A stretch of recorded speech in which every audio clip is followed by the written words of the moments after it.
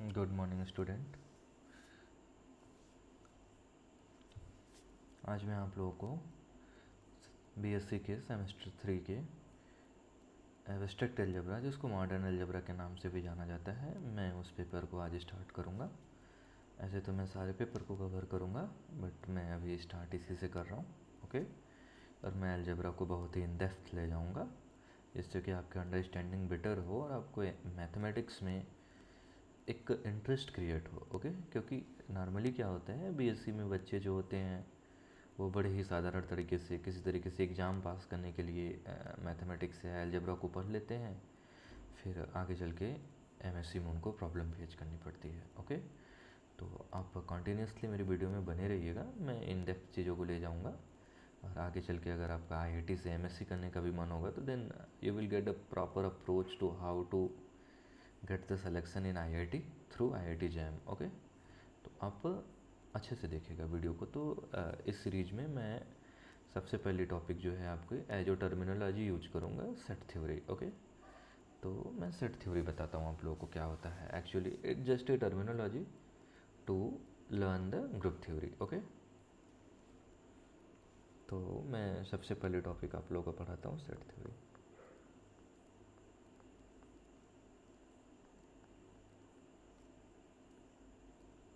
अगर मैं डेफिनेशन की बात कर लूँ तो definition is nothing but a well-defined collection, a well-defined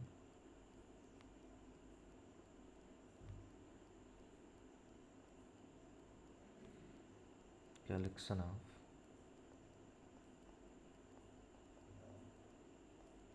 distinct object. Okay. I think बहुत ही सिंपल है, आप लोगों ने क्लास 11th में भी देखा होगा सेट का डेफिनेशन को, कि a well defined collection is called set. Okay. But there is a concept. Okay. Normally क्या होता है कि बच्चे वेल डिफाइंड वर्ड का मतलब समझ लेते हैं कि जो बड़ा ही बढ़िया से परिभाषित हो, जो बड़ा ही अच्छे से परिभाषित हो, तो उसको मैं वेल डिफाइन बोल देता हूँ। बेसिकली मैथमेटिक्स में वेल डिफाइन का मतलब ऐसा नहीं होता। ओके। आप लोग क्या करते हैं कि अपने नॉर्मल मैथमेटिक्स में वेल शब्द को अलग समझते हैं। वेल मतलब बहुत अच्छा, डिफाइन मतलब जो बहुत अच्छे से परिभाषित हो। बेसिकली मैथमेटिक्स में वेल डिफाइन एक सिंगल वर्ड है। ओके। एंड इस वर्ड का मतलब क्या होता है तो मैं आपको बता देता हूँ, meaning why well define. Okay. Mean of well define. Okay. तो बेसिकली कोई भी कलेक्शन एक सेट बनता है, जैसे मैंने बोला well define collection of distinct object. Okay. तो वेल डिफाइन का क्या मतलब होता है मैं बताता हूँ आप लोगों को। There is no confusion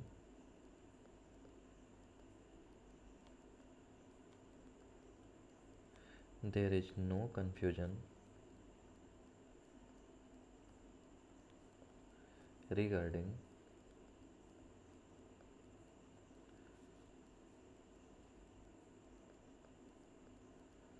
regarding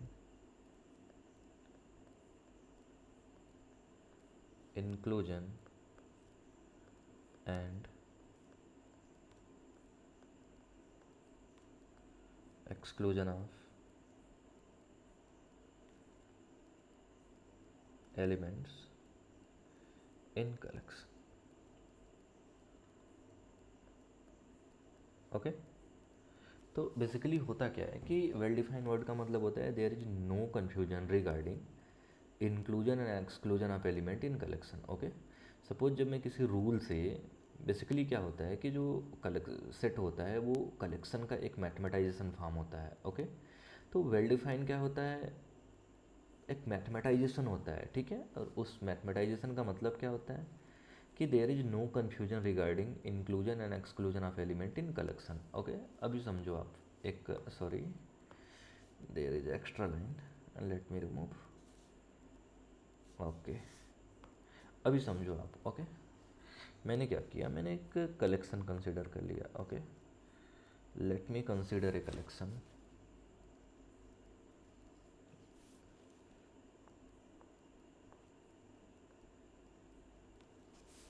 let me consider a collection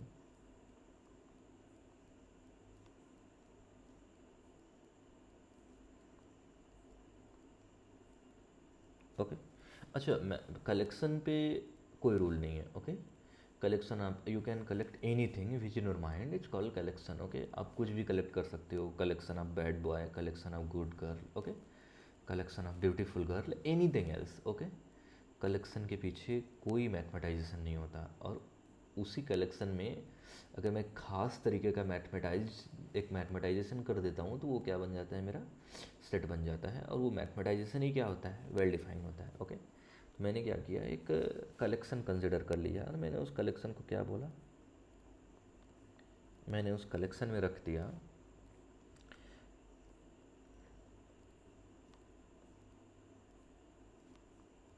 number of student in BSc first semester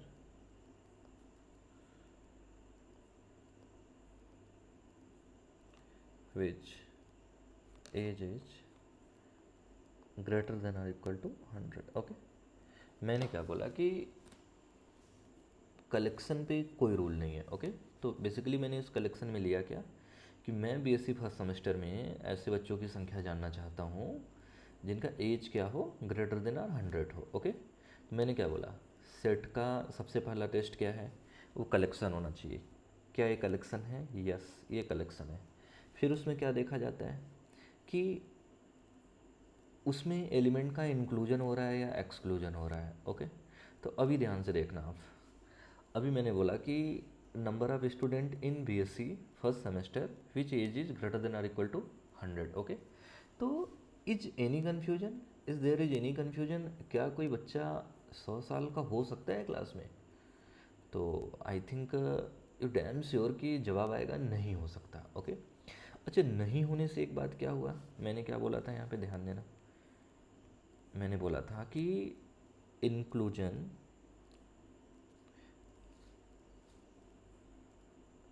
inclusion and exclusion। Okay, there is a two word, one inclusion and exclusion.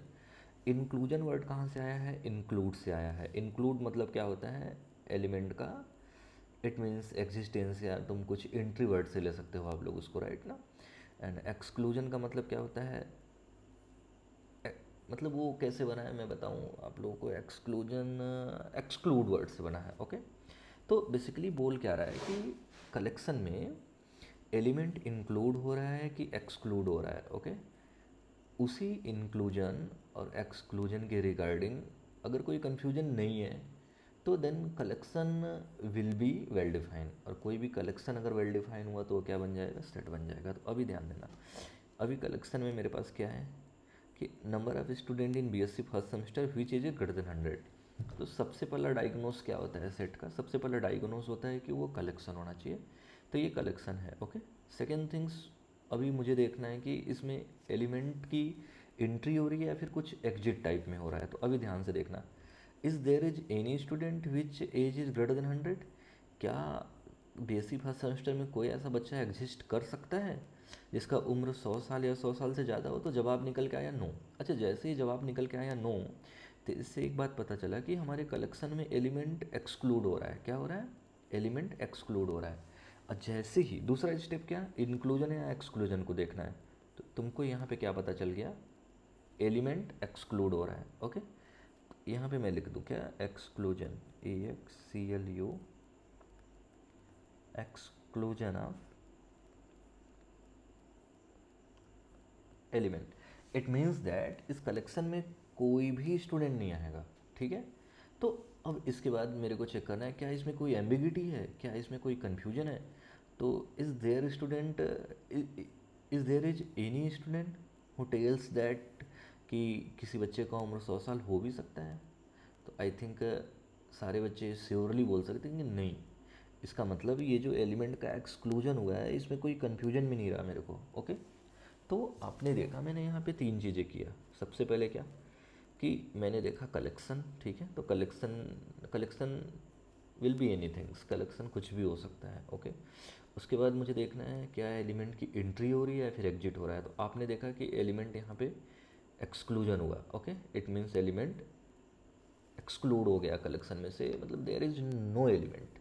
In such collection. Okay, फिर उसके बाद आपको देखना है कि इस inclusion या exclusion में कोई कन्फ्यूजन है, तो आपने देखा सीधे सीधे कि कन्फ्यूजन है, तो sorry, no confusion. Okay, it means that ये कलेक्शन क्या हो गया,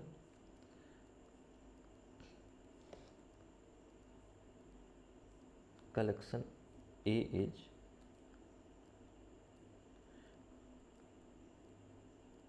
वेल डिफाइंड। ओके, जैसे ही कलेक्शन ए वेल डिफाइंड बना, ये क्या इम्प्लाइज करता है, ए इज सेट। ओके, तो आई होप आपको समझ में आ गया होगा कि सेट का मतलब क्या होता है। ओके, मैं एक और एग्जांपल लेता हूँ। Let me take, sorry it's extra line, let me take another example. Okay, let me consider another collection. Okay, suppose मैंने एक कलेक्शन ले लिया, consider a collection,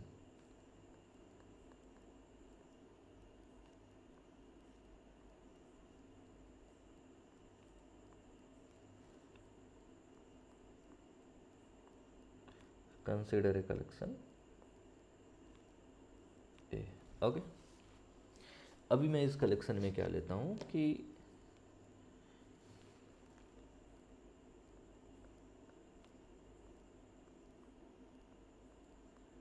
collection of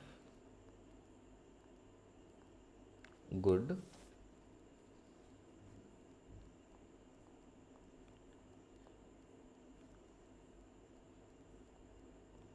cricket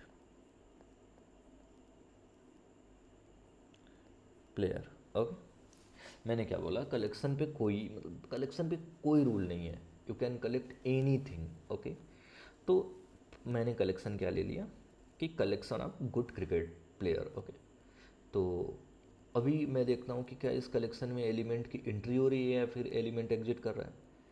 तो ऑब्वियस सी बात है, good player many more, Mahendra Singh Dhoni, Rohit Sharma, Virat Kohli. Okay, तो आपने देखा लेटरली पहला पहला डायग्नोस मेरा क्या होता है कि कलेक्शन है कि नहीं। ओके, तो फर्स्ट डायग्नोस ये पास कर लिया सेट बनने के लिए, क्या कि ये कलेक्शन है। सेकेंड थिंग्स मुझे ये देखना है कि क्या इसमें एलिमेंट एग्जिट हो रहा है या एंट्री कर रहा है। तो आपने देखा कि बहुत सारे प्लेयर हैं जो अच्छे हैं। ओके, इसका मतलब इसमें क्या हो रहा है, इंक्लूजन हो रहा है, एलिमेंट का क्या हो रहा है, इंक्लूजन हो रहा है, इसमें एलिमेंट का इंक्लूजन हो रहा है। ओके, अच्छा आपने जैसे ही देखा इंक्लूजन हो रहा है, अभी मेरे को क्या देखना है, इस इंक्लूजन के अबाउट कोई कन्फ्यूजन है क्या। तो थोड़ा मैं देख लेता हूँ। अभी सपोज करो, अब मान लो कि अगर मैं कलेक्शन ले लेता हूँ, सपोज करो मैंने कलेक्शन ले ही लिया, या मैं ऐसे एब्स्ट्रैक्टली देख लेता हूँ। सपोज करो मैंने MS धोनी को ले लिया, विराट कोहली को ले लिया, ओके, क्रिस गेल को ले लिया, मैंने बहुत सारे लोगों को ले लिया। तो अगर मैं कन्फ्यूजन की बात करूँ तो इट शुड भी, हो सकता है किसी को MS ना पसंद हो सकता है किसी को विराट ना पसंद हो। तो मतलब टू डिफरेंट पर्सन के लिए ये क्या कर रहा है, पर्सन टू पर्सन वेरी कर रहा है कि किसी को विराट पसंद हो भी सकता है और नहीं भी हो सकता है। ओके, तो इसका मतलब कलेक्शन तो हुआ, ओके, और एलिमेंट का इंक्लूजन भी हुआ, लेकिन यहाँ पे क्या हो गया, कन्फ्यूजन हो गया। Okay, it means that A is not well defined. Okay, तो वेल डिफाइंड का मतलब सिर्फ इतना ही है क्या कि कलेक्शन में एलिमेंट्स इंक्लूड हो रहा है कि एक्सक्लूड हो रहा है। ओके, और उस इंक्लूजन और एक्सक्लूजन के रिगार्डिंग क्या कोई कन्फ्यूजन है, ठीक है। If no confusion then well defined, and if a collection is well defined it means that वो सेट बन गया। ओके, तो ये क्या है, A is not well defined, it's implies A is not a set. Okay, this is all about set definition, यही है set का डेफिनेशन में, ठीक है। अदरवाइज ये सिर्फ ये रटवा दिया जाता है कि अ वेल डिफाइंड कलेक्शन, मतलब पता ही नहीं हो पाता है बच्चों को कि वेल डिफाइंड एक्चुअली होता क्या है। ओके, तो this is the actual characteristic of the well defined. Okay, ये होता है वेल डिफाइंड वर्ड का मतलब। मैं फिर से एक बार बता दूँ आप लोगों को, there is no confusion regarding inclusion and exclusion of element in collection is called well defined. Okay, इसके बाद मैं क्या करता हूँ, रिप्रेजेंटेशन की बात कर लेता हूँ। जैसे ही मैं सेट का डेफिनेशन पढ़ता हूँ तो उसके बाद मैं रिप्रेजेंटेशन की बात करता हूँ, ठीक है। तो नेक्स्ट टॉपिक मेरा क्या रहेगा सेट में, रिप्रेजेंटेशन रहेगा, ओके।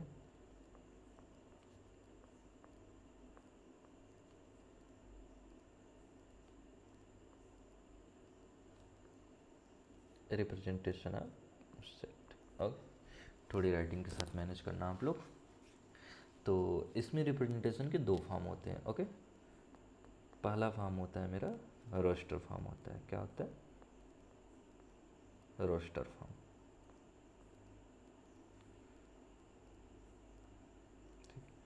थोड़ा सा अलजेब्रा को मैं टाइम दूंगा, ओके, क्योंकि इन डेप्थ आपको चीज़ें समझ में आएंगी फिर इसमें। अदरवाइज़ तो हवा हवा में बड़ा जल्दी ख़त्म हो जाता है ये पेपर, बट मैं ऐसे कराऊंगा नहीं, ठीक है। तो सबसे पहले मैं रोस्टर फॉर्म देख लेता हूँ क्या होता है, ओके। मैं पहले लिखवा ही देता हूँ ये क्या होता है। In this method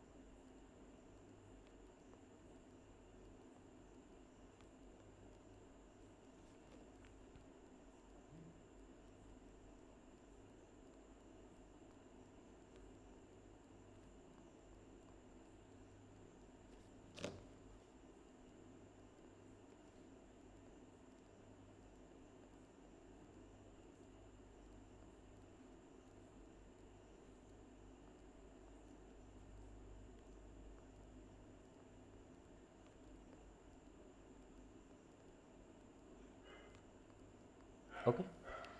In this method, set is described by a listing element separated by comma and enclosed by a curly bracket. It means that इसमें क्या होता है कि एलिमेंट्स को मैं क्या करता हूँ, एक लिस्टिंग करता हूँ, ठीक है ना। उसमें क्या होता है कि every element has different property, ठीक है।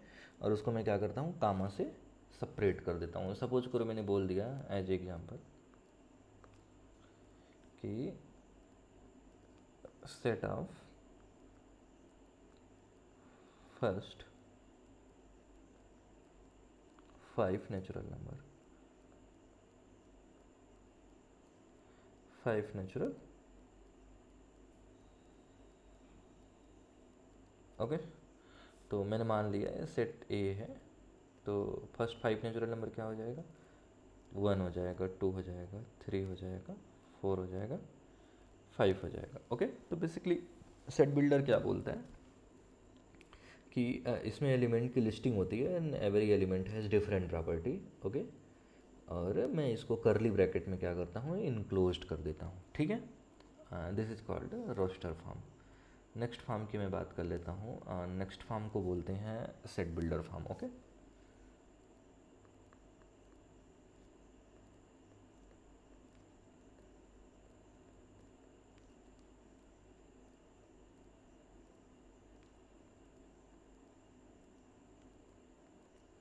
Set builder form,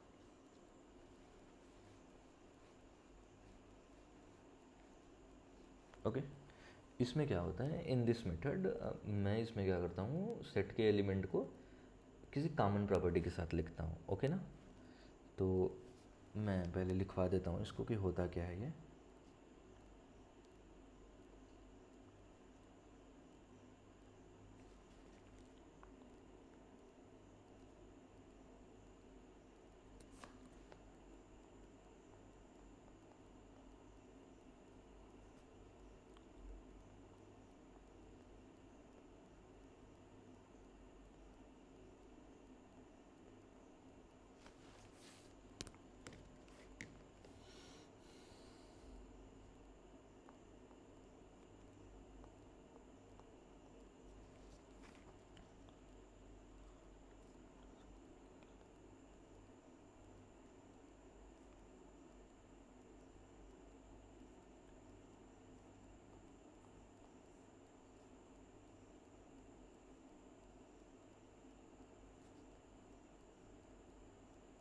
okay. इसका मतलब क्या होता है कि मैं इसमें क्या करता हूँ, सेट के एलिमेंट को किसी एक खास रूल से लिखता हूँ। बेसिकली वो एक कॉमन प्रॉपर्टी होती है, ओके, जिसको अगर मैं इम्पोज कर दूँ तो मुझे सेट का सारा एलिमेंट मिल जाए, ओके। सपोज करो जैसे मैंने एक सेट ले लिया ऐसे, सपोज करो मैंने एक एग्जांपल ले लिया, ऐसे ले लिया कुछ मैंने, x such that 1 is less than x is less than 10, where x belonging to natural number. Okay, sorry, that's a mistake.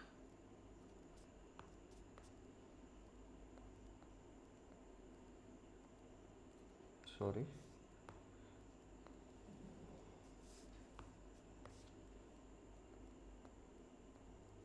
Okay, तो अभी इसमें क्या बोला है, इसमें x को क्या कर दिया है, एक आर्बिटरी एलिमेंट ले लिया है, ठीक है, और उसने x की प्रॉपर्टी को क्या डिफाइन किया है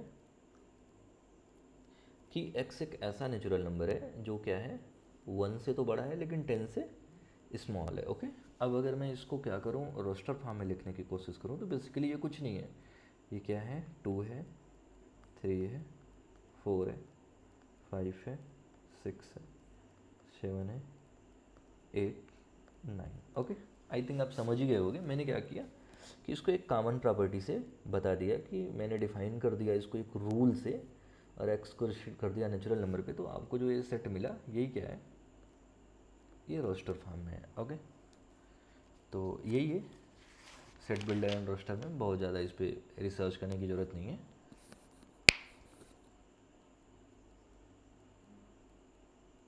ओके।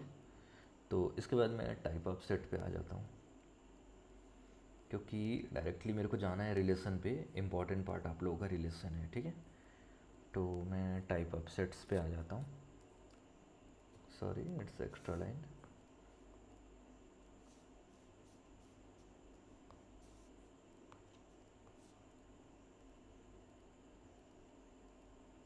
ओके, तो next topic shall be type of set.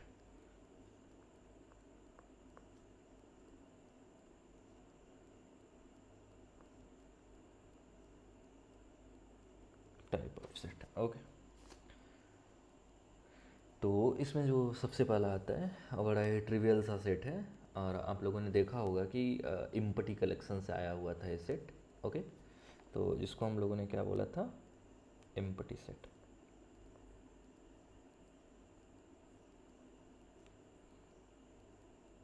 Empty set, okay.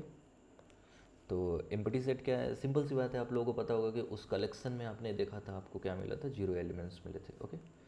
तो सिंपली मैं अगर उसी इंस्टीट्यूशन को अगर मैं यहाँ पे इम्पोज कर दूँ तो मुझे क्या मिलेगा, a set having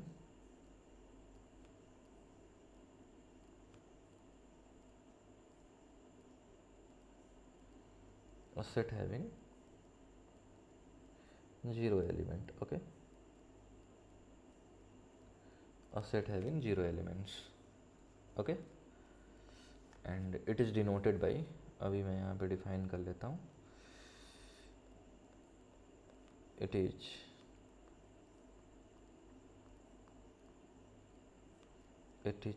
denoted by, इसका रिप्रेजेंटेशन है and this, okay.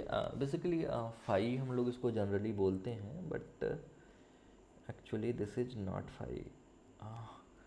Danish word में एक अल्फ़ाबेट होता है, आई थिंक वावेल होता है, आई थिंक मुझे उसका प्रोनाउंसिएशन अभी याद नहीं आ रहा है, आप लोग फाई से ही काम चला लो, but exactly this is not phi, okay. तो दिस एंड दिस आल्सो, इसको हम वाइड सेट भी बोलते हैं, also known as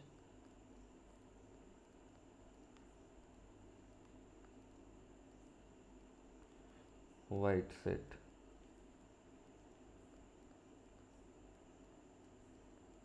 null set, okay, also wide set and null set। अभी जैसे अगर मैं एक डेफिनेशन देख लूँ, जैसे मान लो अगर मैंने ये दे दिया आपको, okay, A x such that x square plus 1 equal to 0, okay. And here x मैं कहाँ से ले रहा हूँ, रियल नंबर के सेट से ले रहा हूँ. Okay, it means that I am trying to find the solution of equation x square plus one equal to zero in field of real number. तो let me see the nature of roots. Okay, तो first solve this. तो मेरे पास equation क्या है, x plus one equal to zero implies that x square equal to minus one. Okay, अगर मैंने दोनों तरफ स्क्वायर रूट ले लिया तो क्या मिल गया मुझे, minus one. And square root of x square is nothing but mod x equal to, and you know that from class 11th root minus 1 is nothing but iota which is imaginary number. Okay, तो ये क्या आ गया, iota आ गया. अगर मैंने mod x equal to iota है तो एक्स इक्वल टू क्या आ गया, plus minus iota. And it means that x does not belong to real number. Okay, अभी आपने देखा कि मैंने एक ऐसा कलेक्शन लिया था कि मुझे जो सेट ऑफ सोल्यूशंस चाहिए, ठीक है ना, मुझे ऐसा चाहिए कि जो एक्स रियल से बिलोंग करे. ओके, तो आपने देखा यहाँ पे जो सेट ऑफ सोल्यूशंस आया वो इमेजिनरी से बिलोंग कर गया. इसका मतलब ए के पास कोई सोल्यूशंस नहीं है रियल में. इट मीन्स दैट ए क्या हो गया मेरा, एम्प्टी सेट हो गया. ओके, सपोज अगर मैं यहीं पे इक्वेशन बदल दूँ, अगर मैं इक्वेशन यहाँ पे ऐसा कर दूँ,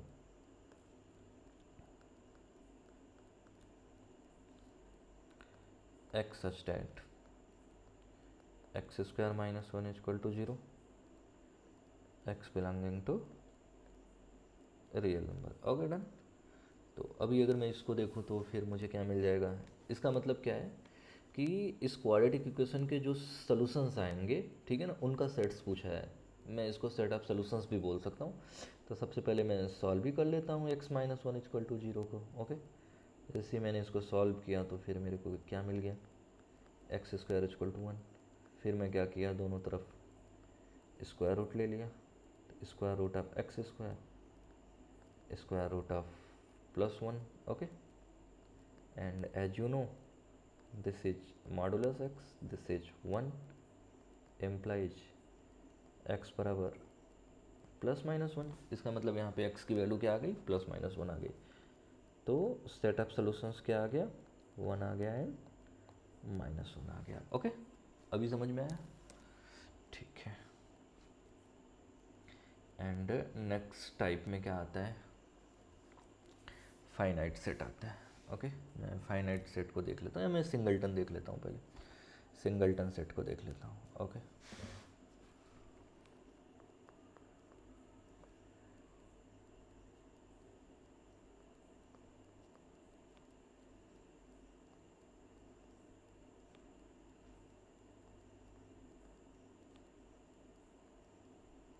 सिंगलटन एज, मतलब आप देख सकते हो जैसा नाम से पता चल रहा है, सिंगलटन जिसमें सेट की कार्डिनलिटी है, सेट में नंबर ऑफ एलिमेंट क्या हो, वन हो. तो मैं डायरेक्टली इसके डेफिनेशंस को लिख सकता हूँ, a set having exactly one element. Okay, a set having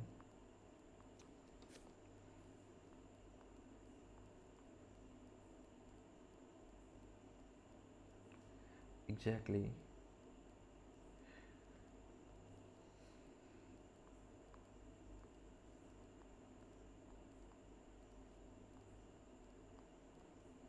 a set having exactly one element. Okay, मतलब एक ऐसा सेट जिसके पास एग्जैक्टली क्या हो, वन एलिमेंट हो. ओके, तो ऐसे सेट्स को क्या बोलते हैं, सिंगलटन सेट्स बोलते हैं. अगर मैं एग्जांपल देख लूँ इसका, एग्जांपल में मैं पहला ले लूँ क्या, अच्छा मैं सारे एग्जांपल सेट बिल्डर फॉर्म में ही लिखूँगा. Okay, because this is a compact form, इसमें सेट्स को लिखना ज़रा आसान रहता है. तो मैंने क्या ले लिया, x such that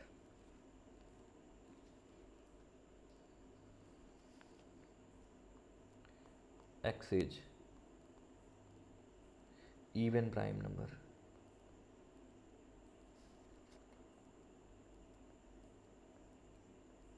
okay, you know that even prime क्या होता है, सिर्फ इवन प्राइम दो ही होता है. एंड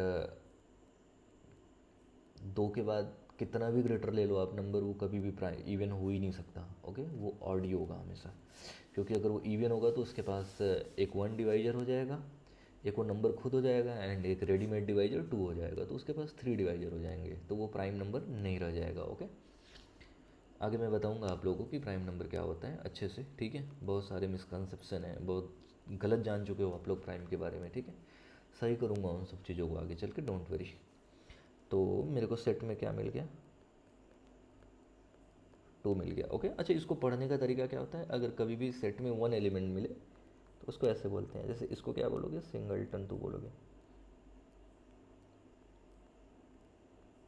इसको सिंगलटन टू बोलना है। ओके, कहीं सिंगलटन जीरो आ गया तो सिंगलटन जीरो बोलना है उसको। ओके, ओके ठीक है, इसमें इतना काफ़ी है। नेक्स्ट टाइप देख लेता हूँ मैं, फाइनाइट सेट।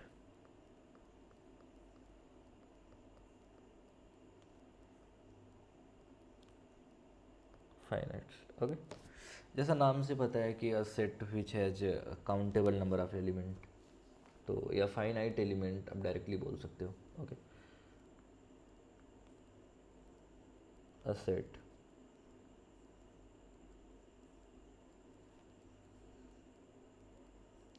which has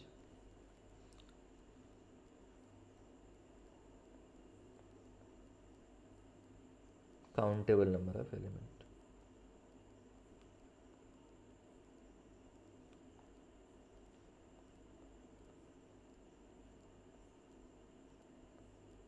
ठीक, तो इसमें बहुत ज़्यादा कुछ एग्जांपल देने की ज़रूरत नहीं है, प्रीवियस सारे एग्जांपल वही थे। Okay,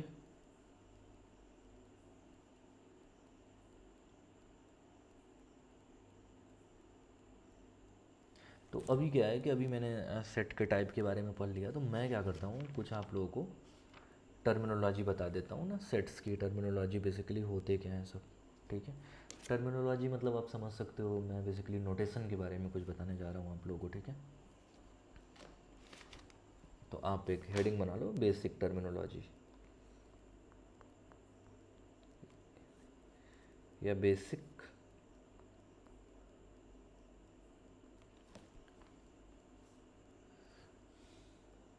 basic term, basic term for set. Okay, ये आगे भी काम देगा आप लोगों को, ये बेसिक टर्म्स हैं। तो इसमें जो सबसे पहला है मैं लिखवाता हूँ, लिखो।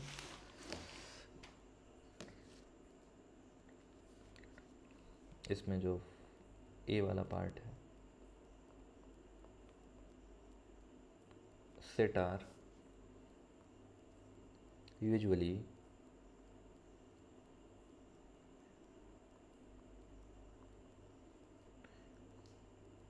denoted by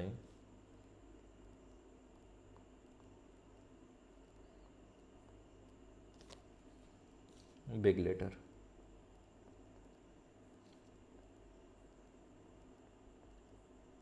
ओके, मैं बताऊँ कैसे, that is A equal to A E I O like that. Okay ठीक है, यही बोल रहा है और कुछ नहीं बोल रहा है।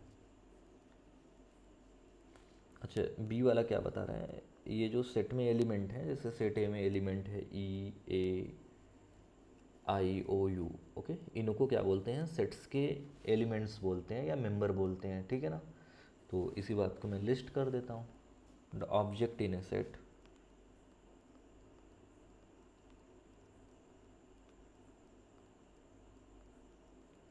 the objects in a set are called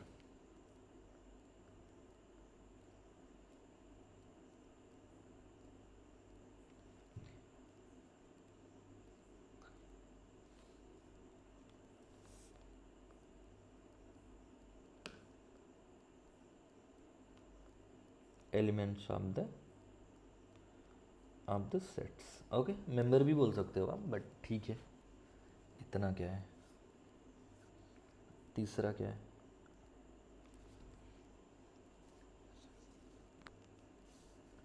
अभी सपोज करो, मान लो ए कोई सेट है, ओके, लिख दो यहाँ पे, if A is a set and E is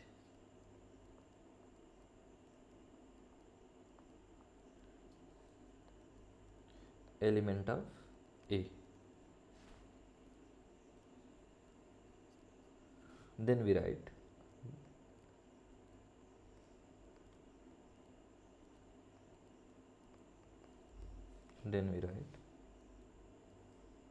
A belong to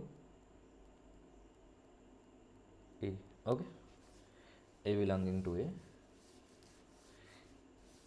तो जैसे यहाँ पे अगर मैं इस सेट को अगर मैं इंट्रोड्यूस करूँ यहाँ पे,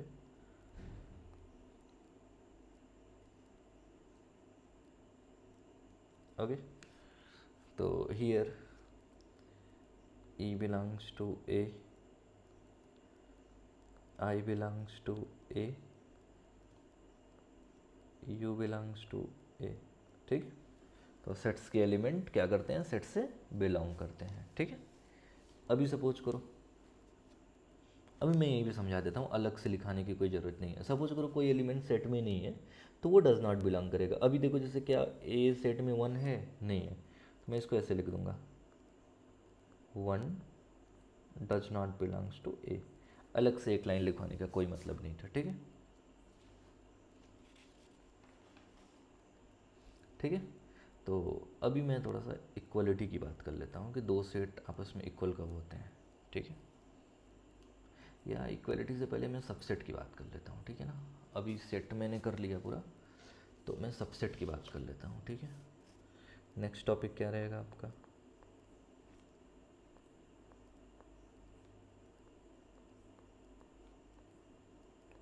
सबसेट ऑफ है सेट, ठीक है। सबसेट ऑफ ए सेट क्या होता है, बेसिकली आप लोगों ने पढ़ा ही होगा। सबसेट ऑफ ए सेट, अभी सपोज करो जैसे मान लो अगर कोई सेट ए है, उसके सारे एलिमेंट सेट बी में चले गए, तो आप उसको क्या बोल दोगे, A is a subset of B, ठीक है। तो बेसिक डेफिनेशन तो यही है, मैं लिख देता हूँ पहले, ठीक है। मैं बहुत ही क्रूडली लिख रहा हूँ इसको। If every element of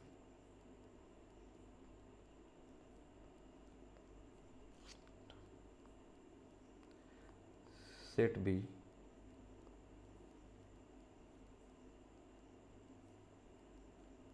present in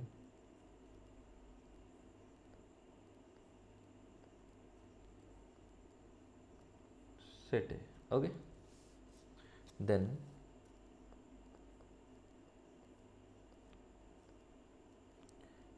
B is subset of A, okay। A का सारा एलिमेंट B में हो तो B क्या हो जाए, सॉरी, B का सारा एलिमेंट A में हो तो B क्या हो जाएगा, A का सबसेट हो जाएगा, ठीक है। अच्छा, डिनोट कैसे करते हैं इसको ध्यान देना जरा। अब बड़ा ही मैं सिंपली बता रहा हूँ, तुम लोगों को कनेक्ट कर पाओगे इस बात को बहुत अच्छे से, ठीक है। तो देखना करना क्या है, अभी ध्यान देना। अभी जैसे मैंने एक बात बोला है तुमको, देखना इधर, मैंने बोला है कि B का सारा एलिमेंट A में है, तो तुमको यहाँ से क्या फील आ रहा है, मतलब कुछ ऐसा लग रहा होगा ना कि A is a bigger set, क्योंकि A क्या है, A एक ऐसा सेट है जो B के सारे एलिमेंट को कंटेन कर रहा है। तो अगर A B के सारे एलिमेंट को कंटेन कर रहा है तो there is a two condition, यहाँ पे दो बातें हो सकती है क्या, या तो ये बड़ा होगा, ओके ना, या तो ए में नंबर ऑफ एलिमेंट्स बी से ज़्यादा होंगे, या तो एग्जैक्ट उसको इक्वल होंगे। क्या ये जो इतना बड़ा पूरा स्टेटमेंट लिखा है मैंने, if every element of B present in A then B is subset of A, क्या इस बात से एक एब्स्ट्रैक्ट वे में ये बातें नहीं निकल के आ पा रही हैं जनरली, कि सेट ए जो है बी का सारा एलिमेंट कंटेन कर रहा है, तो इट मीन्स दैट या तो बी छोटा होगा ए से, या तो बी ए के इक्वल होगा, ओके। तो मैं इसकी नोटेशंस की बात कर लेता हूँ कि इसको रिप्रेजेंट कैसे करते हैं, ऐसे रिप्रेजेंट करते हैं।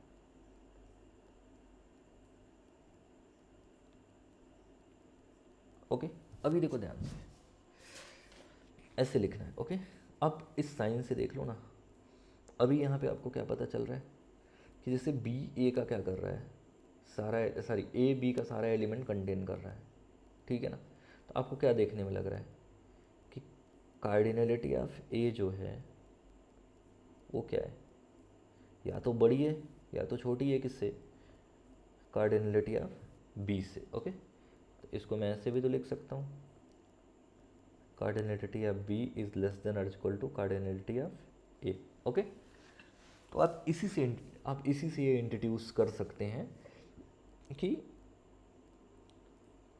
आप कार्डिनलिटी के टर्म में भी देख सकते हैं और इसको यहाँ पे सबसेट के टर्म में भी देख सकते हैं। ओके, समझ में आई ये बात। अभी कभी भूलना मत।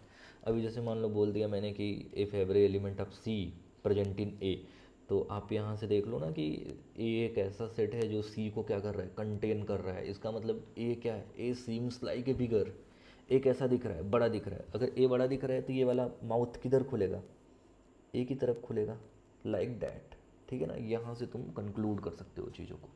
ठीक है, तो this is the definition of subset. इसको क्या पढ़ते हैं, read as B subset of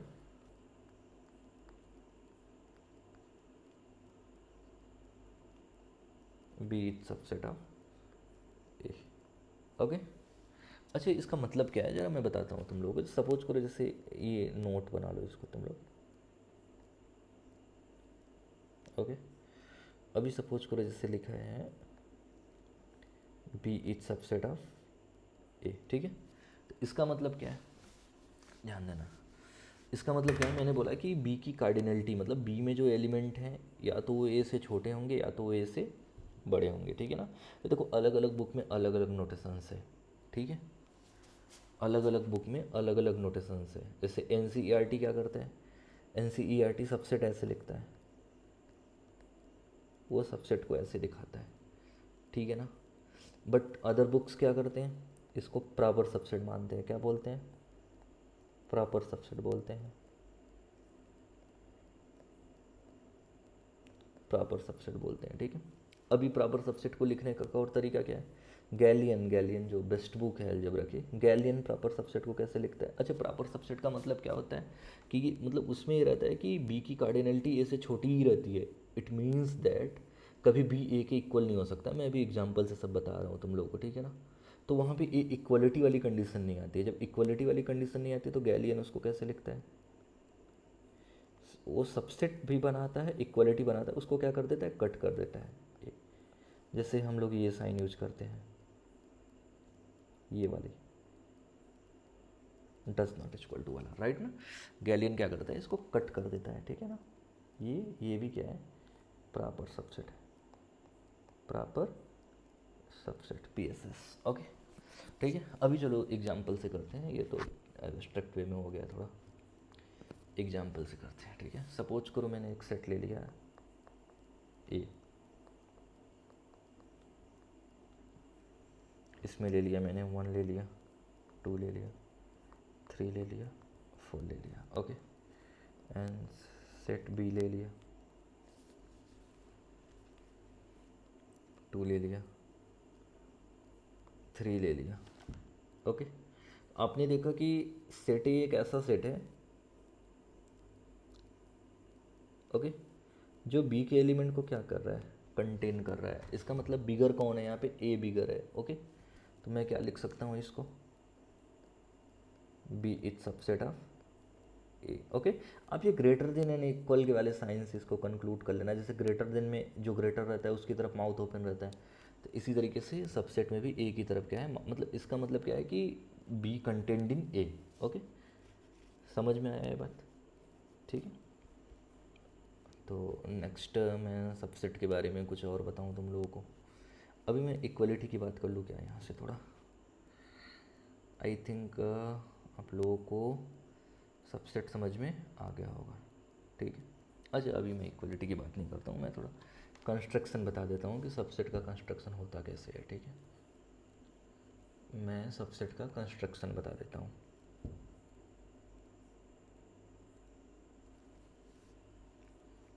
yes,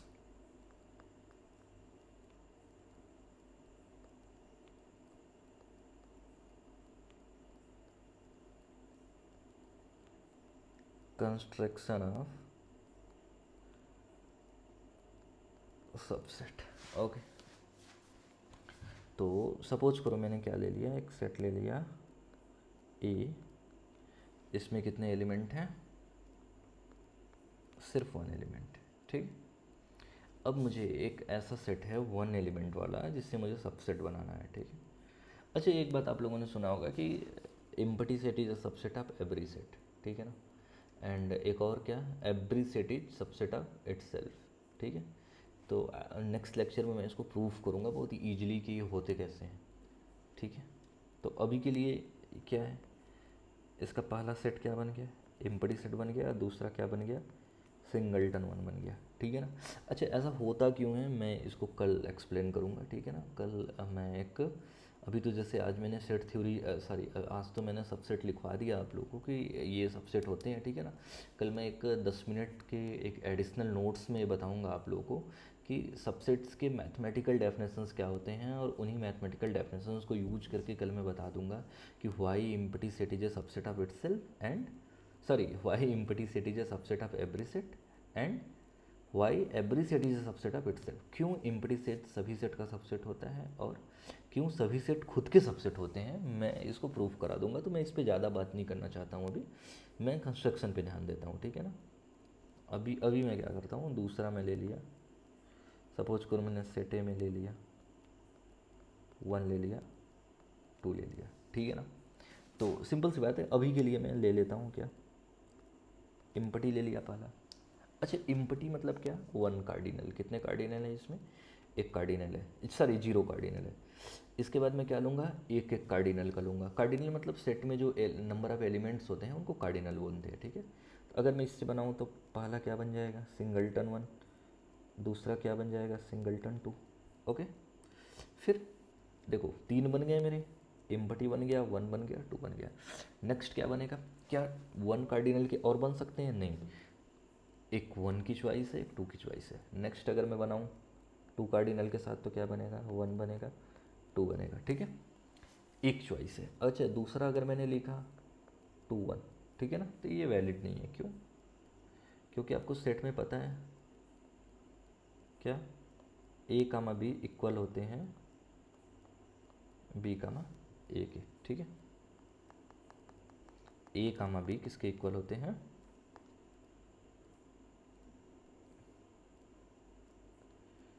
A comma B equal to B comma ए, ठीक है। तो इससे अगर मैंने इसको लिखा तो बेसिकली ये कुछ नहीं है, एक रिपीटेशन है जो कि वन टू के इक्वल ही है। तो मैं इसको क्या करूँगा, नहीं लिखूँगा, ठीक है, क्योंकि सेट का डेफिनेशन ही था, I will define collection of distinct object. Object कैसे होने चाहिए, डिस्टिंक्ट होने चाहिए, ठीक है। तो ये हो गया। तो इसके पास कितने सबसेट बन गए, नंबर ऑफ सबसेट कितने हुए,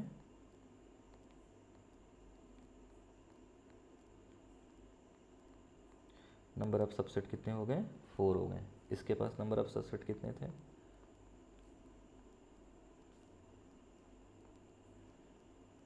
इसके पास नंबर ऑफ सबसेट कितने हो गए थे, one, sorry one plus one कितने हो गए थे, टू हो गए, ठीक है। सॉरी इट्स एक्स्ट्रा लाइन, ठीक है। नेक्स्ट मैं करता हूँ, मैं कंस्ट्रक्शन बता रहा हूँ, अभी समझ में आ जाएगा आप लोगों को। इस केस में मैं क्या लेता हूँ, ए में मैं 3 एलिमेंट ले लेता हूँ, क्या ले लेता हूँ, ए बी सी ले लेता हूँ, ठीक है। तो आपको पता है, अभी आपको मुझे लग रहा है कि आपको लग गया होगा आइडिया क्या, कि सबसे पहले इम्पटी सेट लेते हैं, इसका मतलब मैं क्या करता हूँ, जीरो कार्डिनल लेता हूँ। तो सबसे पहले मैंने ले लिया जीरो कार्डिनल, फिर जीरो कार्डिनल का एक ही मिलेगा, सिर्फ इम्पटी सेट मिलेगा। इसके बाद मैं क्या करूँगा, एक एक कार्डिनल का लूँगा। जब मैं एक एक कार्डिनल का लूँगा तो मुझे क्या मिल जाएगा, ए मिल जाएगा, सिंगलटन बी मिल जाएगा, सिंगलटन सी मिल जाएगा, ठीक है। इसके बाद मैं क्या करूँगा, दो दो कार्डिनल का लूँगा। अच्छा, दो दो कार्डिनल की कितनी चॉइस है, एक ए बी हो सकता है, एक बी सी हो सकता है, एक ए सी हो सकता है। क्या इसके अलावा और कोई चॉइस हो सकता है? नहीं। चलो पहले इसको लिखते हैं, क्या करते हैं, A B, B C, C A. Okay, अब इसके अलावा आपने किया तो क्या करेंगे आप? बी ए करेंगे जो कि ए बी की इक्वल है, राइट ना। सी बी करेंगे जो कि बी सी की इक्वल है। ए सी करेंगे जो कि सी ए के इक्वल है। ओके, तो ओनली रिपीट होंगे एलिमेंट। तो क्या हुआ, मतलब दो दो कार्डिनल के, देखो एक कार्डिनल के कितने मिले, जीरो कार्डिनल के कितने मिले, एक। एक कार्डिनल का कितना मिला, तीन। ओके, दो कार्डिनल के कितने मिले, तीन। अब दो कार्डिनल का इससे ज़्यादा तो मिल नहीं सकता, तो तीन कार्डिनल, तीन कार्डिनल का कितना मिलेगा, सिर्फ एक ही मिलेगा, क्या, वही सेट खुद। उसमें क्या है, ए बी सी, तो तीन कार्डिनल के कितने मिले, एक मिल गया, राइट ना। अगर मैं टोटल ऐड कर दूं तो मुझे कितना मिल गया, 1+3+3+1, टोटल कितने सबसेट आ गए, 8 सबसेट आ गए। ओके, तो मैं इसका जनरलाइजेशन कर देता हूँ अब, ठीक है, कि बेसिकली फार्मूला वर्क कैसे कर रहा है। अभी मैं करा देता हूँ, ठीक है, मैं इसको प्रूफ करवाऊँगा, डोंट वरी। तो मैं इसको लिख देता हूँ, if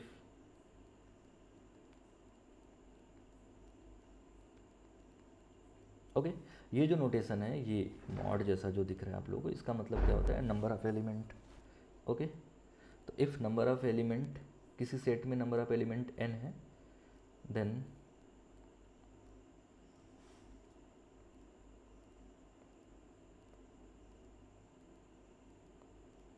number of elements in subset of A equal to 2n। आपने देखा भी होगा कि 2 के पावर 1 था तो क्या मिला था, 2 मिला था, 2 के पावर 3 था तो 8 मिला था। ओके, तो 3 रख दूंगा तो मैं 8 ही आ जाएगा, समझ में आया। And where n belongs to natural union 0, ठीक है। n क्या है, सारे नेचुरल नंबर भी हो सकते हैं, जीरो भी हो सकते हैं, आप इसको डायरेक्टली होल नंबर भी बोल सकते हैं, कोई प्रॉब्लम नहीं है, ठीक है। तो ये फार्मूला इंपॉर्टेंट है, इसको याद कर लेना सबसेट के लिए, ठीक है। Okay, done. ठीक, एक नोट मैं देख लेता हूँ यहाँ से,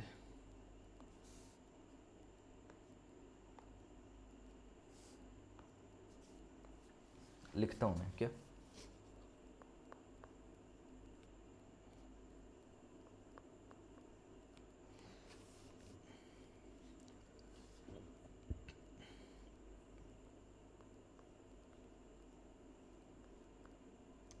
सबसेट ऑफ ए सेट ए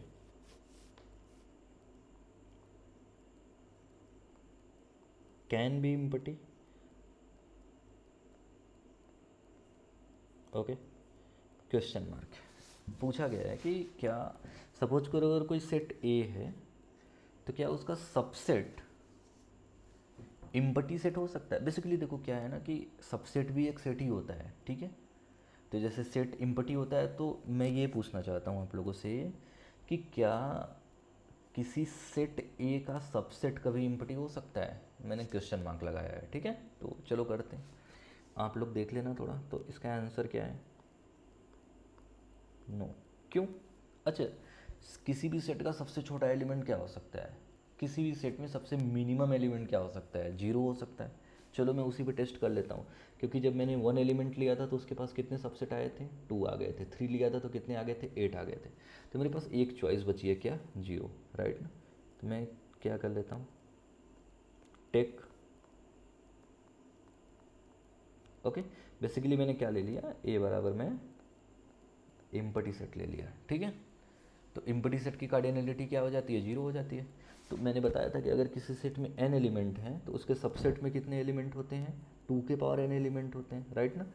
तो अगर ए में जीरो एलिमेंट हैं तो सबसेट में कितने एलिमेंट होंगे, नंबर ऑफ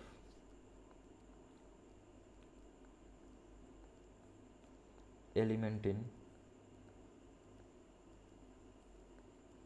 सबसेट ऑफ, क्या हो जाएगा, 2 के power 0, and you know that 2 के power 0 equal to 1. It means that जब मैंने 0 एलिमेंट ले लिया तो उसके बाद भी मेरे पास सबसेट में कितने एलिमेंट आ रहे हैं, 1 एलिमेंट आ रहे हैं. और किसी भी सेट में अगर 1 एलिमेंट आ रहा है तो वो नॉन इम्पटी, वो इम्पटी हो ही नहीं सकता, वो नॉन इम्पटी हो सकता है. ओके, तो this is the reason why subset of set A can not be empty. ठीक है, अगर कोई पूछे आपसे कि क्या किसी सेट का सबसेट, क्या किसी सेट के सबसेट में कभी 0 एलिमेंट हो सकता है, तो आप उसको तुरंत बता दोगे कि नहीं हो सकता. क्यों? क्योंकि आप ये फार्मूले से उसको बता दोगे कि 2 के पावर 0 क्या होता है, 1 होता है. ठीक है,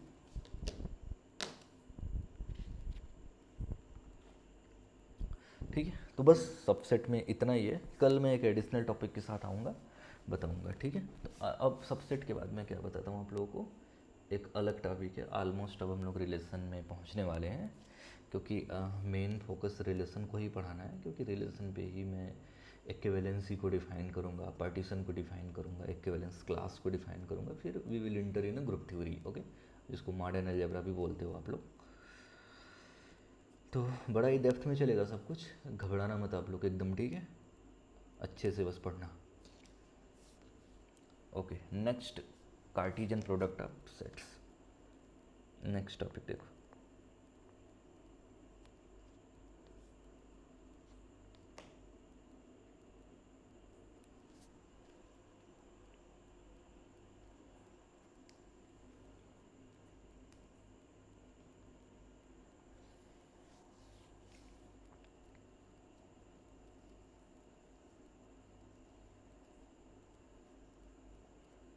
okay,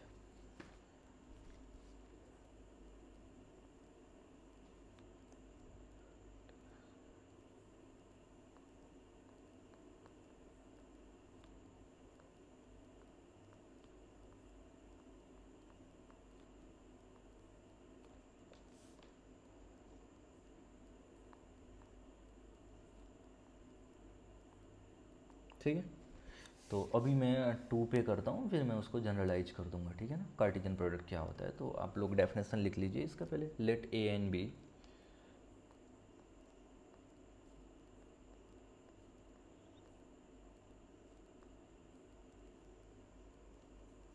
two sets.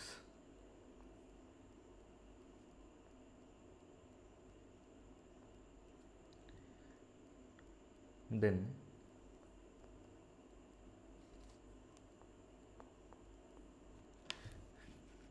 Cartesian product of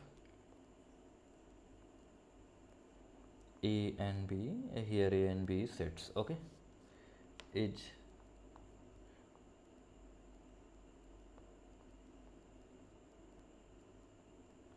denoted by A cross B, okay, and defined as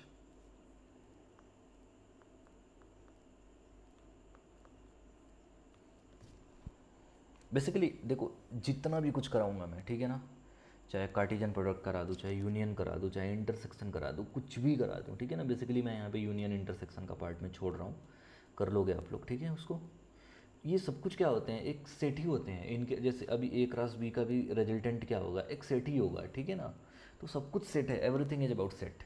मतलब इस सेट चैप्टर में इसमें क्या होते हैं, इसमें एलिमेंट ऑर्डर्ड पेयर में आते हैं. किस में आते हैं, ऑर्डर्ड पेयर में आते हैं. Such that A belongings to A, B belongings to B. ठीक है, इट मीन्स दैट इसमें पहला एलिमेंट क्या है, ए से आ रहा है, और दूसरा एलिमेंट कहाँ से आ रहा है, सेट बी से आ रहा है. ठीक है, एंड ए और बी को क्या बोलते हैं यहाँ पे, ऑर्डर्ड पेयर बोलते हैं. लिख देता हूँ मैं, A B is ordered pair, ordered pair. Okay,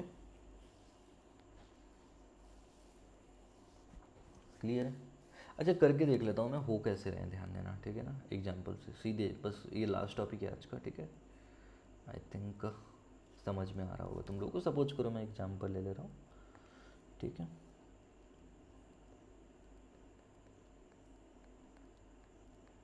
one two and set B क्या ले लिया मैंने, ए बी, ओके। तो अगर मैं एक क्रॉस बी डिफाइन करूँ तो ये क्या मिल जाएंगे, ए भी मिल जाएगा, such that A belongings to A, B belongings to B, okay. तो करूँगा कैसे देखना, ठीक है। आर्डर पेयर लगा दो। पहला एलिमेंट क्या लिया मैंने, यहाँ से लिया, यहाँ से लिया, तो क्या मिल गया मेरे को, 1 कामा ए मिल गया। सेकंड एलिमेंट क्या मिल गया, 1 कामा बी मिल गया। 1 ए से बिलोंग कर रहा है, ए बी से बिलोंग कर रहा है, okay. Third element 2 comma A and 2 comma B, ठीक है। तो ए क्रॉस बी में कितने एलिमेंट आ गए, टोटल 4 एलिमेंट आ गए, राइट ना। अब आगे की जो पूरी थ्योरी है तो वो किस पे पढ़ेंगे हम लोग, ये जो एक नया सेट बन के आया है ए क्रॉस बी का, अब हम लोग इसके सबसेट की बात करेंगे, ठीक है ना। बेसिकली आप इसको समझ सकते हो ना, देखो इसमें 2 एलिमेंट है, इसमें 2 एलिमेंट है, तो इसके क्रॉस में, इसके कार्टेशियन प्रोडक्ट में कितने एलिमेंट है, 4 एलिमेंट है। तो कल इन सब पे बातें होंगी, ठीक है ना। तो अभी के लिए अभी देख लो ना तुमने किया कैसे है। बेसिकली 1 से ए का लिया, फिर इसी 1 से बी का लिया, राइट ना। सेम फिर 2 से ए का, फिर 2 से बी का, ओके। I hope clear. तो यही है, ठीक है। तो थैंक यू, अच्छे से समझना, बने रहना मेरे लेक्चर के साथ, समझ में आएंगी चीज़ें, ठीक है, ओके।